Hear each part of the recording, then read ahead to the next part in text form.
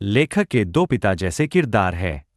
Poor dad पढ़े लिखे, अच्छी नौकरी करते हैं, लेकिन हमेशा पैसों की कमी रहती है। रिच डैड ज़्यादा पढ़े लिखे नहीं, लेकिन पैसों को कैसे बढ़ाना है, यह अच्छी तरह जानते हैं। पुअर डैड हमेशा कहते थे, अच्छी पढ़ाई करो, अच्छी नौकरी मिलेगी। रिच डैड कहते थे, पैसे के लिए काम मत करो, पैसे को अपने लिए काम करना सिखाओ। पैसे के लिए नहीं, सीखने के लिए काम करो। जब लेखक छोटा था तो रिच डैड ने उसे कम पैसे में काम कराया। लेखक ने पूछा, इतने कम पैसे क्यों? रिच डैड ने कहा, मैं तुम्हें पैसे नहीं, पैसे बनाने की सोच सिखा रहा हूं। एसेट और लायबिलिटी का राज रिच डैड ने एक बहुत बड़ा नियम बताया। एसेट, एसेट, जो आपकी जेब में पैसा डाले। लायबिलिटी, लायबिलिटी, जो आपकी जेब से पैसा निकाले। उदाहरण, किराए वाला मकान एसेट, महंगी कार लायबिलिटी। अमीर लोग ज़्यादा एसेट्स खरीदते हैं। अमीर लोग पैसे को काम पर लगाते हैं। पुअर डैड की सोच, नौकरी करो, सैलरी लो। रिच डैड की सोच, बिजनेस और निवेश करो। अमीर लोग business, real estate, share market में पैसा लगाते हैं ताकि पैसा अपने आप बहे। रिच डैड ने कहा, गरीब लोग कहते हैं, मैं यह नहीं खरीद सकता। अमीर लोग पूछते हैं, मैं इसे कैसे खरीद सकता हूं? यही रिच माइंडसेट है।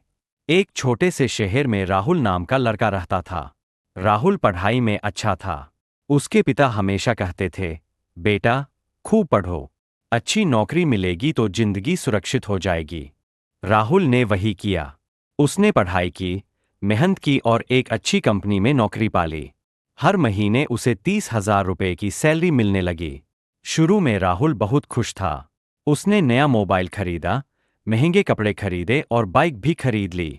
लेकिन कुछ महीनों बाद उसे महसूस हुआ कि महीने के अंत में उसके पास पैसे बचते ही नहीं थे।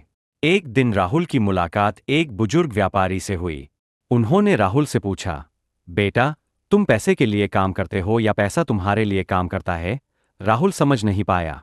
तब उस बुजुर्ग ने कहा, जिंदगी में सिर्फ नौकरी करना ही काफी नहीं है।